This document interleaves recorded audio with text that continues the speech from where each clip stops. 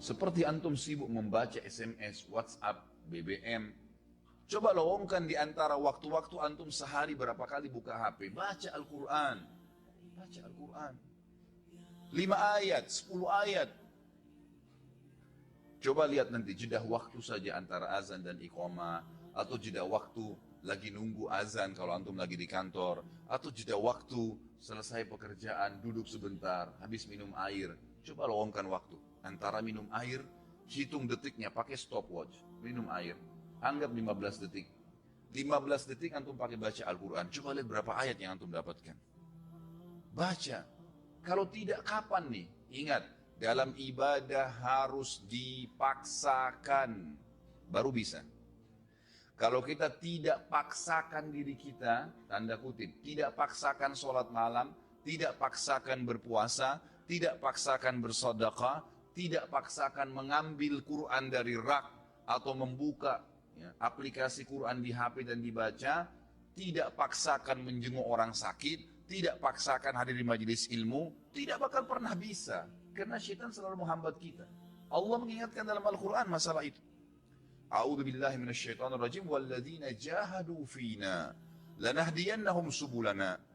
Orang-orang yang jahadu fina artinya berusaha memaksakan diri menuju ke perintah-perintah kami, jalan-jalan kami, meninggalkan larangan-larangan kami, maka kami akan pandu dia menuju ke jalan-jalan kami. Lanahdiyannahum subulana. Kami mudahkan mereka untuk mengamalkannya. Karena prinsip dasarnya dalam masalah ibadah, ikhwan dan akhwat sekalian, sekali kita ketinggalan ibadah itu, sulit sekali untuk mengulanginya. Puasa Senin Kamis, kenapa antum gak puasa nih? Saya masih bingung kenapa ada orang gak puasa. Antum mati kalau puasa. Alasannya hanya karena panas, alasannya hanya karena kantor. Lalu kapan panas itu hilang? Gak bakal hilang. Tapi sekali Senin antum gak puasa, maka di buku amal antum nanti sampai hari kiamat kosong dari puasa Senin tuh. Rugi sendiri. Ini butuh sebuah keyakinan, ada janji Allah di situ. Dan maghrib gak kemana-mana.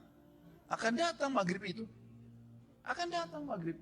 Kita akan buka puasa, Allah bukan menzalimi hambanya. Syaitan akan terus membisikkan dari pertama kita mau sahur. Atau bahkan mungkin tidak sahur, kamu tidak sahur nanti lemas.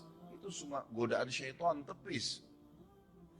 Manusia itu bisa hidup tanpa makan, tanpa minum minimal 3 hari. Tidak makan, tidak minum bisa hidup 3 hari.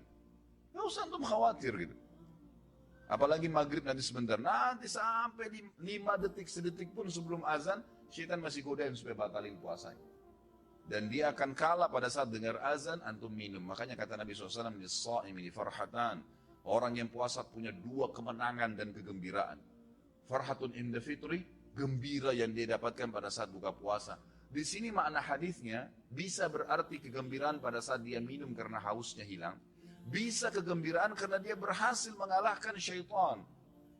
Dia akan dapat pahalanya. Wa farhatun inda liqa'i rabbi, dan kegembiraan pada saat dia bertemu dengan Tuhan. Saya sering sampaikan di pengajian saya. Kalau seandainya kita masbuk sholat subuh 1 rakaat. Mungkin ada uzur. Mungkin sakit perut, anggaplah. Ketiduran, anggaplah. Tapi uzur ini hanya akan melepaskan kita dari hukuman Allah Subhanahu wa taala, walaupun di perbuatan itu ada hukuman. Tapi ingat, kehilangan pahala nggak bisa diperbaikin. Beda antara orang yang ketiduran masbuk 1 rakaat dengan orang yang dasarnya memang bangun dan tiap hari dia paksakan dirinya untuk mendapatkan dari rakaat pertama. Beda pahalanya, walaupun sama-sama hadir subuh. Dan yang masbuk 1 rakaat sampai hari kiamat, dia tidak akan pernah bisa memperbaiki kekurangan 1 rakaatnya itu. Coba kalau kita masbuk misalnya, pas datang imamnya sudah rakaat kedua, masih bisakah kita bilang, imam maaf kembali ke rakaat pertama untuk kita ikut dari awal takbiratul ihram? Gak bisa. Berarti orang yang ikut dari awal sama imam, dari Allahu Akbar sudah dicatat pahala oleh malaikat, dari iftitah sudah ada pahalanya, dari Al-Fatihah sudah ada pahalanya, dari surah yang dibaca ada pahalanya, ruku ada pahalanya, gerakan dan bacaannya, itidalnya, kemudian terus 1 rakaat sujudnya. Bukankah kata Nabi SAW, ya, Tidak ada seorang pun yang sujud satu kali untuk Allah kecuali Allah akan tinggikan derajatnya. Waktu seorang sahabat berkata, ya Rasulullah, saya ingin bersama dengan anda di surga. Kata Nabi SAW, ada yang lain kau minta? Dia bilang, tidak ada ya Rasulullah. Itu saja, saya ingin bersama anda di surga. Pandu saya untuk itu. Kata Nabi SAW, bantu saya agar kamu bisa bersama saya di surga dengan memperbanyak sujud.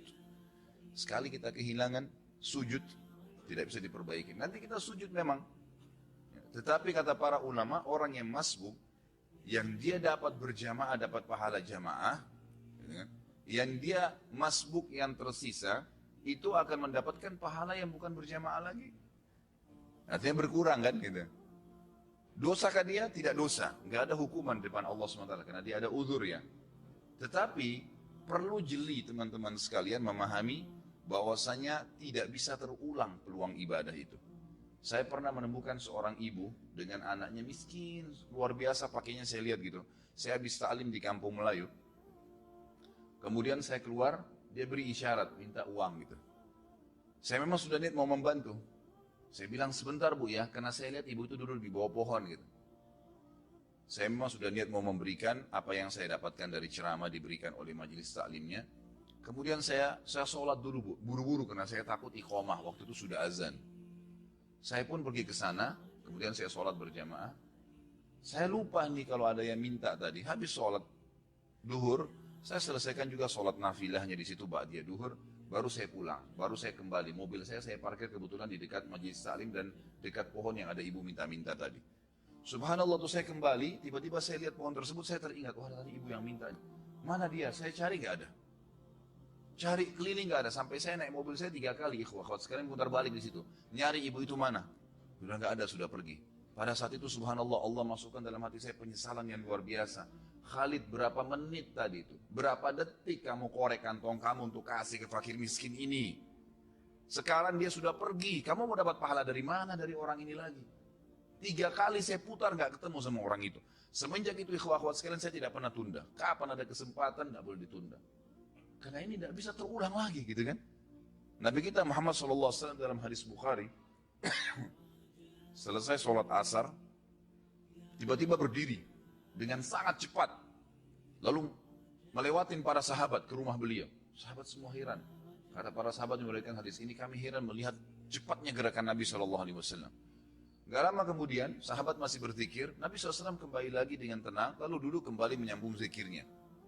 Para sahabat bertanya, ya Rasulullah, mudah-mudahan ada kebaikan. Kenapa tadi anda melakukan gerakan begitu cepat? Apa kata Nabi SAW? Perhatikan. Kata Nabi SAW, tadi sebelum sholat asar, saya sudah mengumpulkan sesuatu yang ingin saya keluarkan, yang ingin saya bagikan, saya infakkan, saya sedekahkan. Namun, saya tadi tersibukkan, tidak sempat saya keluarkan sebelum sholat. Maka saya ke rumah saya, kemudian saya membagikannya seperti yang saya inginkan, lalu saya kembali berzikir. Jadi Nabi SAW pada saat lupa ingat langsung menyelesaikan, lalu kembali lagi berzikir. Bayangkan ya, bagaimana cepatnya Nabi SAW mengerjakan sebuah amal soleh. Jangan ketinggalan ikhwah sekalian. Sibukkan diri dengan puasa, sibukkan diri dengan ibadah. Jauhi tontonan, jauhi dengaran. Tidak ada orang yang terbagikan syahwatnya tanpa sebab, tanpa pemicu. Dia tonton yang tidak benar, maka muncul syahwatnya, membayangkan yang tidak-tidak. Tidak mungkin muncul syahwatnya tanpa mendengar sesuatu. Tidak ada orang dengar Quran itu syahwatnya bangkit. Nggak ada orang hadir majelis taklim begini dan disampaikan ilmu syahwatnya bangkit. Nggak mungkin kan? Kapan syahwatnya bangkit? Kalau yang didengar itu lagu-lagu cinta, lagu-lagu yang tidak masuk di akal yang membangkitkan syahwat. Untuk apa ini? Allah mengatakan dalam Al-Quran, Inna sam'a wal basara wal fuada kullu ulaika kana anhu mas'ula. Hati-hatilah pendengaran kalian, penglihatan kalian, hati kalian bertanggung jawab semuanya pada hari kiamat. Allah nggak kasih kita mata ini untuk melihat yang haram. Allah nggak kasih kuping untuk dengar yang haram. Allah nggak kasih lisan untuk mengucapkan yang haram. Tangan untuk menjamah yang haram, kaki melangkah yang haram, kemaluan dilupakan yang haram. Allah kasih kita fasilitas untuk lihat yang baik, telinga dengar yang baik. Ingat, anggota tubuh kita ini, kata para ulama, kalau makin sering kita sibukkan dengan ibadah, mata melihat yang benar, yang Allah bolehkan, telinga dengar yang benar, mulut mengucapkan yang benar, maka semua anggota tubuh ini, hati makin sering dilunakkan dengan ayat-ayat Al-Quran, dari pendengaran, dari penglihatan. Hati kan terpengaruh dengan 3 anggota tubuh ini, ya, telinga, mata, dan lisan. Maka pastikan anggota-anggota tubuhnya jadi lunak, kata ulama, seperti pohon yang selalu dibasahkan dengan air, maka lunak daunnya, gitu kan. Sedikit dengar ayat jadi nangis, sedikit dengar ayat, ya, dengan telinganya hatinya jadi tentram, lisannya maka dia akan mengucapkan selalu yang baik saja, seperti itu. Ingat, ancaman Allah tidak mungkin luput. Banyak orang selalu tergiur dengan firman Allah SWT, Innallaha ghafurur rahim, Allah maha pengampun, tapi lupa, wa innallaha syadidul iqab, dan Allah berat siksaannya. Allah pengampun benar, tapi siksaannya juga Allah berat.